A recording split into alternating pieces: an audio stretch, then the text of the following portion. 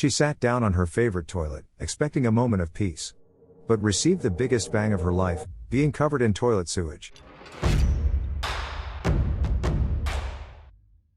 If you like true revenge stories, you found the best place for your vengeful needs. This episode is so satisfying, you should tell your grandmother you're not hungry. First story is about an entitled, gossipy witch who sabotages a totally legal, romantic relationship between a young man and his former teacher, ruins her career, and runs them both out of town. Her evil scheming seemed to go well. Until he found out it was her. Followed by a story about a teacher that walks in on her colleagues embezzling money. But ends up getting wrongfully fired, after not joining their illegal activities. Lastly, a teacher with a short fuse, gets to sit on her favorite toilet, and experiences the big bang of her nightmare. Before we start, make sure to show hospitality to the like button, by offering it a fresh Coca-Cola beverage, but make sure to add ice cubes, with Mentos inside before serving. Let's dive in. Naturally, viewer discretion is advised. These revenge acts might be disturbing to snowflakes. I come from a really small town. Think of the littlest, most nothing happens here city extended layover in your flyover state nightmares, and my hometown is even more quiet than that. Think, half a mile or more between neighbors, a single main street downtown, one McDonald's, one department store, one movie theater with 3 screens, where everyone goes Friday and Saturday night. Church every Sunday, everyone knows everyone else, or at least knows their business, the whole city is invested in the fortunes of the high school football team, that sort of place. Graduating class of 60. Not because the senior class was dumb. It was just a tiny high school. I didn't really fit in at school, and I kind of was a loner by choice. I cringe about it now that I'm almost 26, but I was a wannabe emo/goth rocker. I still got invited to party with the other kids, not because they liked me, necessarily. But because there just wasn't many people to invite. My mom baked cookies and cakes for church, and when she wasn't doing that, she cut hair in the town's one salon. My dad owned an internet cafe for a while when those were hot. Once everyone got Wi-Fi, he turned it into a tax service. Business is always slow because most people did their own taxes, but he didn't really depend so much on his business. He served 20 years as a petty officer in the Navy, and so he and mom got by on his pension. In high school, I worked at the private burger place that competed mostly unsuccessfully against the town's single-chain fast food restaurant. My boss always told me I should ask my mom to cut my hair to stop looking like a dang girl. No thanks, old man. So, with all this boredom everywhere, you can imagine the sensation Miss Amber Fontaine caused when the high school hired her to be the 11th and 12th grade English teacher. Miss Fontaine was of French extraction, and had moved to America in her later teens to go to college in New York. She was only 24, and very beautiful. She spoke perfect English, but did so with a very pleasant accent. Obviously, all the guys loved her, and lots of women hated her. She appeared oblivious to all the attention, however, and just stuck to her job. Really, we didn't know too much about her. She mostly kept to herself and nobody ever saw her hanging out with any men in town, and it wasn't for lack of the men's trying.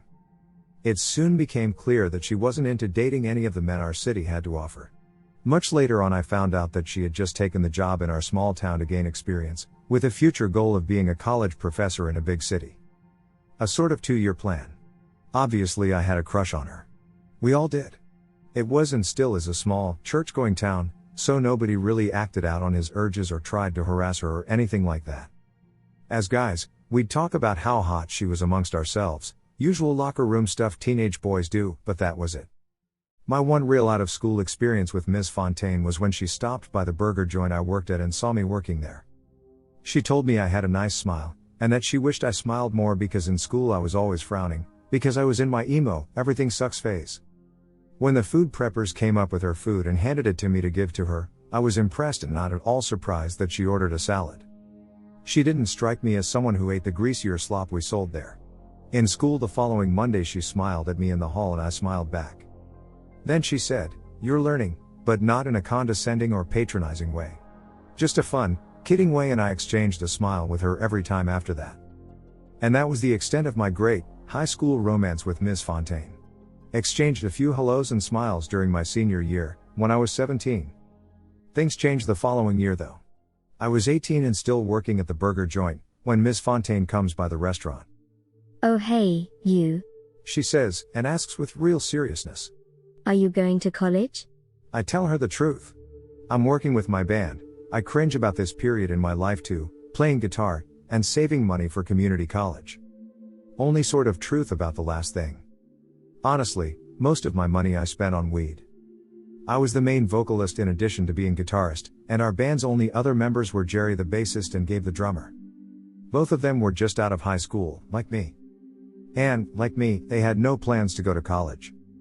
Gabe worked at the same burger joint as me, and Jerry, who had been one of my best friends in high school, ironically worked at the chain fast food restaurant down the street from my restaurant. Our lives at this time revolved around wasting our youth, skateboarding, getting high, and playing in our punk band. We like to think that we played an emo punk and metal fusion, but looking back our sound hasn't aged well.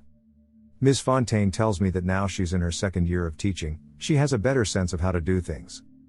She tells me that she wished that her current students were as well behaved and put in as much effort as me. I earned mediocre grades throughout school but consistently earned an A in English because I like to read. She says she'll see me around.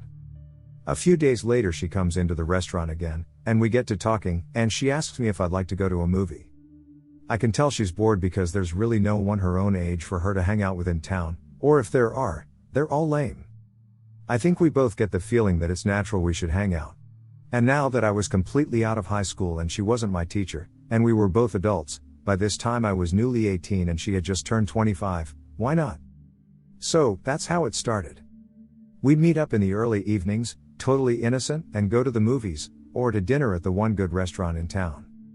Ms. Fontaine was cool about letting me slide when it came to paying for our dates, because she knew I made minimum wage. It was actually me who started to push our relationship to the next level. After a while I started to hold her hand when we walked places, and finally we started kissing. Never in front of anyone. She taught me a lot of French words and phrases over the next summer and fall while we were going out. My parents knew I was sort of dating my former teacher, but since it was keyword former they didn't really raise any stink about it. Ms. Fontaine would always try to convince me to go to college, but she did see our band play a few times when we got a rare gig at the roller rink, and she was nice enough to not tell us what she really thought of us. We didn't have sexy time until we had been dating casually for nearly 2 months. That was my idea, too, but she admitted that she really liked me and she wanted it to happen ever since we reconnected earlier that year. After I had graduated. I'm not the kiss and tell type, but my bandmates sort of knew that the dynamic in my relationship with Ms. Fontaine, she had been Amber ever since we first made out, had changed. They appeared cool with it. I stopped doing so much dope and really began putting money away to save for college. The JC near my house was super cheap. Amber would often tell me she thought about applying there for work, but said that she really wanted to move to the West Coast, or back to the East Coast to teach at a college. Eventually, she told me she'd like me to come with her. After a few months, I was in love with Amber and she was in love with me too, she said. We didn't throw our relationship in people's faces or show public affection, but it's not like we pretended not to know each other either. Amber had come around the house and my parents really liked her, and thought she was a great influence on me. I didn't exactly cut my hair, but I was neater and more presentable, and eventually I really did begin enrolling in GE classes at the local 2-year. But then, things went downhill fast. Out of seemingly nowhere, Amber got called in for a meeting with the local school board. This is my secondary account of the situation, as Amber was the one there, not me. There had been reports that she was dating a former student romantically, they were talking about me. And that she was having a sexy time relationship with said student when he was still a minor and still attending high school. Of course, she denied everything. Of course, they believed nothing. She had sent me a desperate text, and since ours is a small town, I think I've mentioned that a couple of times already. I was at that meeting in literally 10 minutes. I told them the truth, that I was in Ms. Fontaine's class in 12th grade, and that I was her student. That was all. I told the truth that we reconnected several months after graduation, and only then did we begin dating. And I was over 18. The opinion of the board was essentially, "Look son, we appreciate the noble effort you're making to defend your friend's honor, but we're looking for the truth here, not omissions." I insisted that I was telling the truth and not trying to cover anything up. After a lot of tears, Amber was simply warned that it wasn't becoming of a teacher to be seen with students outside campus, even if they're former students. And we assumed that was all. We were really wondering who complained about us, or who would make up tales about us having sexy time while I was still a minor and a student of Amber's. I was staying at Amber's apartment by this time, I kicked in a portion of the rent of course. I had even met her parents, albeit only on webcam. They're good people. They don't speak a lot of English, but Amber filled them in on missing pieces. They knew my age and they were cool about it. We assumed it was just small town gossip and that it would blow over. Boy, were we wrong. Over the next several weeks after Amber's meeting with the school board, vicious rumors started to spread about her. I won't insult your imagination. You know what people were saying. One day my boss at the burger joint just told me he had to let me go. Some cheap excuse about the store losing money, and my hairstyle was driving away customers. Whatever, dude. Amber told me it wasn't my fault, and promised to support me while I looked for another job. But then one day, she got fired, too. She was working as a probationary teacher.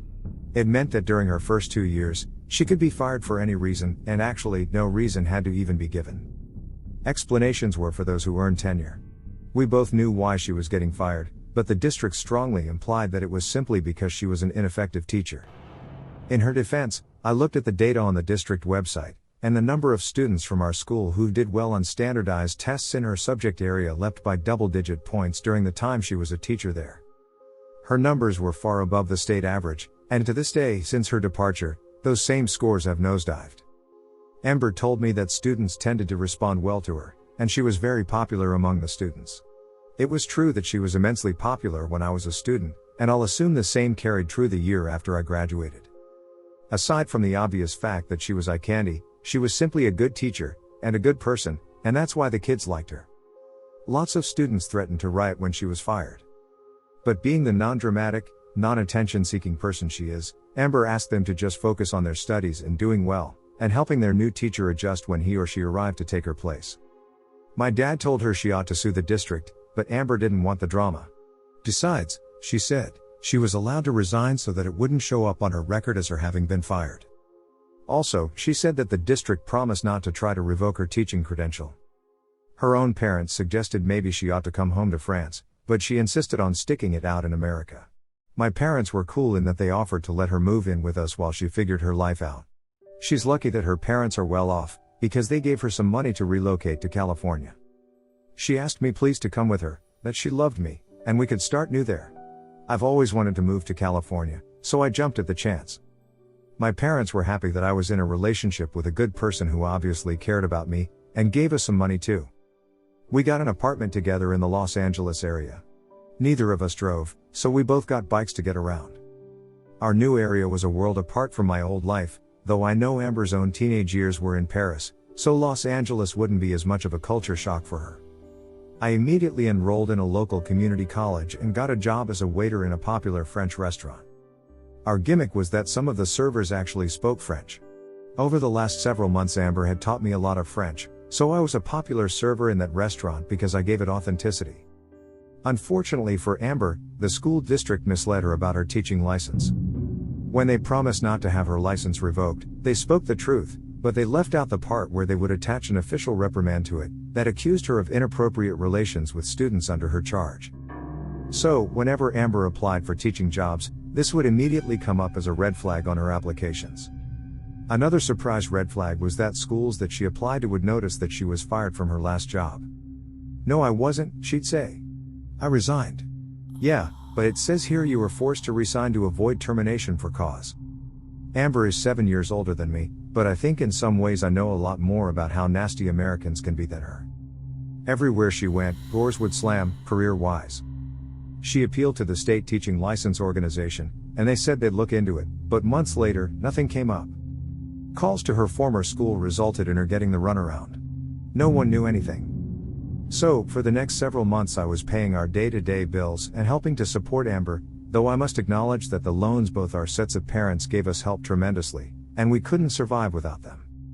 Finally, one day, Amber tells me, "You know what? Frick trying to teach public school. Oh, and OP, I'm pregnant." So, 2 pieces of good news. Many months later, Amber and I are happily married. Wedding was beautiful, in sunny Los Angeles. Amber's parents and mine and our families all attended. We had a pregnant honeymoon in France. We now have a son. I am closing in on earning my AA in information technology. I've been promoted at the restaurant, and have health benefits for my wife and son. We live in a studio apartment, but at least it's a huge studio, and it's enough for now. Amber stays home with the baby, but she also teaches online English and French courses for a private school. So, even though she's blacklisted from teaching in the public K-12 district, she can still teach, which is her passion. More months pass, and I got my first job in IT, troubleshooting computers for a small company downtown. I make double what I used to at the restaurant, and my employer has a program where I can finish my BA while I work, and they will subsidize 50% for free, and the other 50% they will dock from my pay in small monthly installments. Sounds like an amazing deal, and I take it. We move to a bigger apartment. Amber is making her awesome contribution both as a mother and to our finances with her tutoring. We're planning for her to eventually go back to school for her graduate degrees so she can finally fulfill her dream of teaching college. Oh, more good news, OP. I'm pregnant again. Life is sweet. So, while everything is going awesome, one day I get a text from Mom. She was at a local school board meeting with her neighbors, regarding a bill proposal to hire more teachers. Apparently over the past few years, the population has grown, and the high school needed to expand. So now it's a two-horse town, Mom says. While she was at the meeting, my mom ran into Jerry's mom. Jerry, the bassist from my old band that I quit once I got into a serious relationship with Amber. My mom never met Jerry, or his mom. Or at least in a way that connected them to me. The reason was, because I never brought Jerry around our house. Because, for a couple of years, Jerry was my drug supplier. He had the hookup for anything you wanted. Well, what does all this have to do with anything? My mom doesn't know Jerry's mom, but she hears her and some other lady talking about me and Amber. My mom heard them saying that Jerry had been the one to tell everyone about Amber and me supposedly having sexy time before I graduated, and his mom went straight to the school board. Their names as informers were protected under confidentiality. I had lost touch with Jerry over the years and had stopped playing music with him long ago. I knew he resented all the time I was spending with my chick. It's a shame because he used to be such a good friend of mine. It sucked that he was behind getting my now wife and mother of my child, and soon-to-be children, fired from her career. Jerry's mom was a teacher at Amber's former school of employment. It became a joke of ours, that his mom had such a huge stick up her booty regarding prim and proper behavior, and was a goody two-shoes teacher whose doo-doo didn't stink. Yet her kid Jerry, a student at her school, is basically the biggest drug dealer in town. Also, looking back, I know he had a crush on Amber too, and probably always resented that I got to be in a relationship with her, while he didn't. Maybe it's because she knows quality, you jerk. I was interested to learn that Jerry's mom was now on the school board. I didn't tell Amber about all this right away. I just asked her to tell me what she remembered about Mrs. Goody Two Shoes aka Jerry's mom. She told me that Jerry's mom was always really mean to her, and often one of the main instigators in getting everyone, the adults, on campus to exclude her from teacher social activities. It's one of the main reasons why Amber didn't make friends with the other teachers.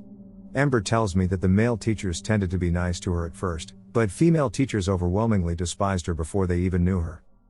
Jerry's mom, Amber told me, was also the teacher she knows who started a petition not to renew her contract for even a second year at the school. This was the first I heard about this. Evidently only a few female teachers signed the petition, but the petition was placed in Amber's permanent file as evidence that the staff lacked confidence in her. They were basically setting her up to be fired even though she was doing a good job teaching, and the students liked her. Well, I'm more Cali than Iowa these days, but I still keep in touch with a few kids, now grown up, I knew in school, including Gabe the drummer from our old band. From what I hear, Jerry manages the burger joint I used to work at, because the old guy who owns it retired. I have a social media account but only use it to contact people in emergencies. I never update anything.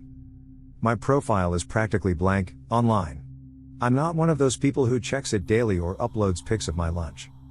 Didn't post about marrying or having kids or moving to LA. I told the people that matter directly. Jerry was still my friend on social media even though we stopped talking ages ago, so I clicked on his profile. Yep, he definitely managed my old place of employment. I clicked on his friends and family's profiles and recognized his mom, my old history teacher. She was on the school board now. Sanctimonious as ever. I think I mentioned before that I came from a small town. And in a small town, there often isn't anything for bored kids to do other than do dumb stunts and do drugs. And for the biggest loser kids of all, a group that included me, we were dumb enough to record ourselves partying and talking crap and doing the aforementioned drugs. That's exactly what my band used to do all the time. Whenever we had a show, we'd go around taping ourselves using our cell phones. We'd take video of us rocking out, skating, drinking beer in the vacant lot, and take video of us getting high.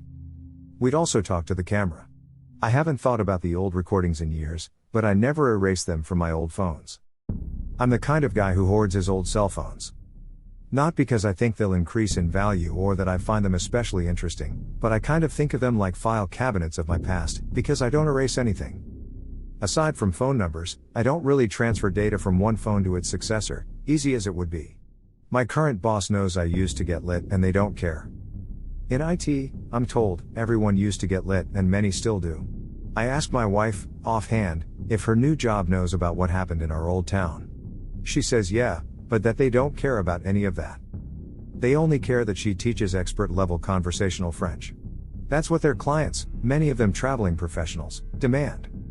Many of her coworkers, she tells me, had real felonies on their records, but her employer was a firm believer in rehabilitation. Copacetic. So I check some of my old videos, and find what I need. I have no trouble finding videos of Jerry getting high as a kite.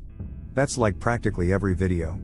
And in practically every video, he brags about how his parents know he's a druggie and a dealer and want to ship him off to the army and make a man out of him. The video I really want is... Nope, it's not on this phone. Maybe the LG? Nope, just more of Jerry rolling on ecstasy at a rave we snuck out of state to attend when we were in 11th grade. Maybe my old Galaxy? Bingo. Jerry talks about how his mom knows all about his drug use and sometimes even smokes weed herself, with his dad. And how they caught him with cocaine once and yelled at him and his dad kicked his booty, but then Jerry came home the next day from school, to find that his mom was coked out on the kitchen table. And she had called in sick that day. The video was timestamped. I think that'll do. I still don't tell Amber. It would only upset her, in her condition. But I asked my mom for the contact info of all the people who are on the little town school board. I already know the school's basic email address, and I graduated not that long ago and most of the administrators are still mid-career at my former high school. I still have their emails. I make a throwaway email account and attach all the relevant videos to it, and send it to everyone that matters in town. All the teachers, the administrators, even from elementary and middle schools, the church, the pizza place, the burger joint owner, the roller rink boss, you name it, they got the files. The files where Jerry exposes himself as a coked out drug dealer, with his mom having full knowledge of the fact. And her husband even indulging in the drugs themselves. The next day Amber asks me, while she's feeding our son. Honey, why are you so happy?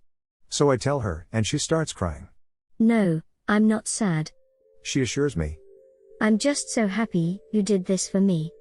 Then me, Amber, our son, and our bun in the oven go for a walk because it's such a nice day. Still need a haircut. Not getting one. Do I even need to say what happened afterward? All this ancient history shouldn't matter. But in a small town, it's devastating. The videos are just of Jerry talking trash, who knows if he's even telling the truth? Doesn't matter. In a small town, gossip becomes gospel. Kind of like how everyone believed Amber and I were sexy timing before I turned 18, even though that was 0% true and a lie, and they ran us out of town on a rail. My parents had to endure the fallout of my disgrace when I left town years ago with that French outcast, as all the idle busybodies have dubbed my wife. Mom and Dad made their peace with it and have numbed themselves to the slurs, and always stood up for us. They are what's good about small town America. Jerry got fired from his job. Police searched his house, that is to say, his mom's house, and found a lot of narcotics. Evidently when the rumors went flying that Mrs. Jerry's mom had a drug-dealing son, kids busted for drugs at the high school caved under pressure to admit who hooked them up. Oopsie. So he was telling the truth. Jail for you, you banana-blocking scumbag. His mom was summarily dismissed from her job, along with all the appropriate blacklisting that being a drug-abusing, child-endangering, fraud-committing public official entails. My mom wasn't clear on the details, but there's a possibility she and her husband might face jail time too.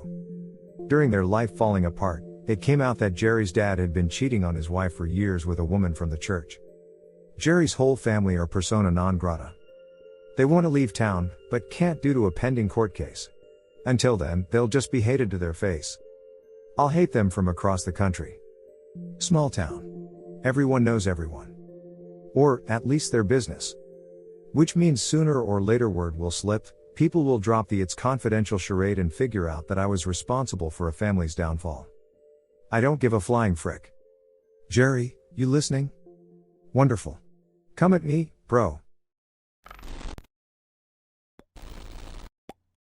I'll start off by saying this happened to my sister, and the actions taken were hers. My sister has always gotten along very well with her teachers, and has a habit of forming actual friendships with them, to the point that she still talks to her 5th grade English teacher, along with many others, decades later. This happened about 15 years ago. My sister was a student at Job Corps, a government-run live-on-campus vocational training program, studying hotel management. She got on extremely well with her hotel management teacher, better than pretty much every teacher she'd already had up to that point. One day, the teacher goes to the center's dean's office and walks in on a paper shredding session. It turned out that there was some pretty major embezzling happening at the center, as in more than 60% of the funds for the center were being stolen. The teacher was appalled, and despite some rather lucrative offers made, refused to join in on these acts. Less than a week later, the teacher was fired for trumped-up reasons. This was especially bad given the teacher was only 2 years away from retiring, and being fired lost their retirement package. Needless to say, my sister was pissed. Knowing how things typically work, and that almost any report she tried to make would just be swept under the rug, if it was taken seriously at all, she came up with a plan. And took things nuclear. Over the next month or two, my sister managed to gather some basic evidence of the embezzling, nothing concrete, but enough to warrant considerable investigation by the authorities. She took the little evidence she was able to gather, along with the story of what happened to her teacher, and sent the info in an email to the Job Corps regional director. Now, like I said, she knew that her email would likely be ignored, or the event swept under the rug, so she got smart. The email was CC'd to every single major person in the Job Corps chain of command, all the way up to the national director, as well as to anyone even tangentially related to Job Corps in the upper echelons of the Department of Labor, and every member of Congress, as well as the U.S. President's office. Remember, this was a government-run program. All in all, the email was sent to over 2,000 people. Basically, she not only sent the report, but sent it in such a way that everyone who got it could also see everyone else who got it, and she sent it to way more people than would be needed to ensure the issue couldn't be swept under the rug. 2 weeks later, after the investigation finished, never seen the government work so fast on anything that wasn't collecting owed taxes, only 5 or 6 staff members, out of around 20 that worked in the center, still had their jobs. And at least 5 of the ones fired, including the dean, were facing major criminal charges, with the rest facing minor charges. I'm not sure of the exact figure on how much was stolen, but it was well into the 7 digits. The embezzling had been happening for years.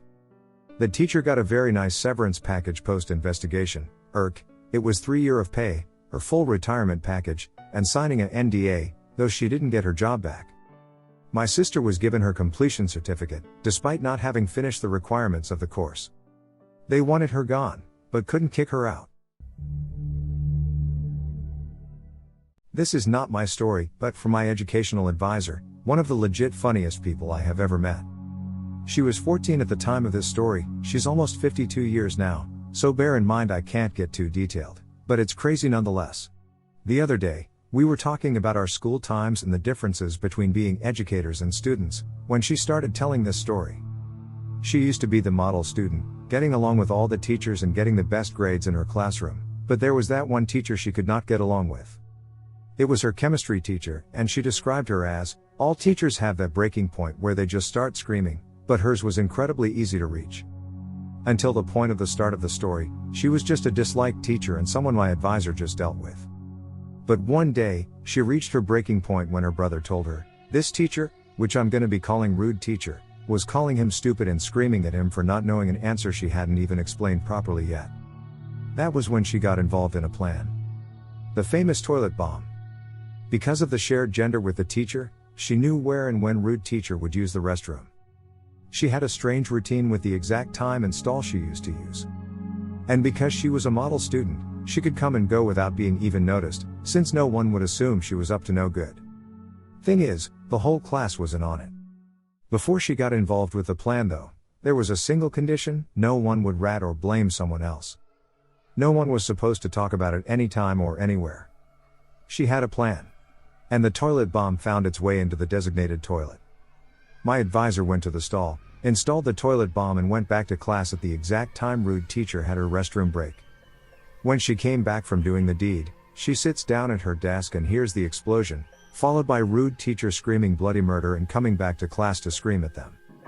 The only classroom that was on break for teacher transition was my advisor's class, so rude teacher beelined straight to them and started demanding to know who did this. Of course, she only got radio silence. She jumped in anger like a toddler, made all threats she could legally do and made the biggest tantrum you could imagine, while being absolutely soaked in toilet water. Radio silence, still. The next logical step for rude teacher was to call the principal, that arrived at class with a box filled with pieces of paper. She explained that everyone was to write the name of someone involved, and put it in the box, so it would be read out loud by her by the end of class. That was when my advisor stepped in. The second the principal was out of the class, she told everyone to just write "it was me" in capital letters and put the paper back in the box. Which everyone did. When the principal came back and started looking at the papers, in front of the class, she slowly turned from a normal color to a deep, fiery red and started throwing her own tantrum. Guess they found out her breaking point, and did the only thing she could do at that point. She suspended the whole damn class for 3 days. In the end, my advisor did everything, blew up the toilet, lead the class to not snitch on anyone and earn 3 days at home without anyone suspecting anything. Thank you for enjoying this episode, which was made with artificial love. Subscribe to receive future episodes, and tickle the like button for good karma. Do you have any experiences surrounding this topic?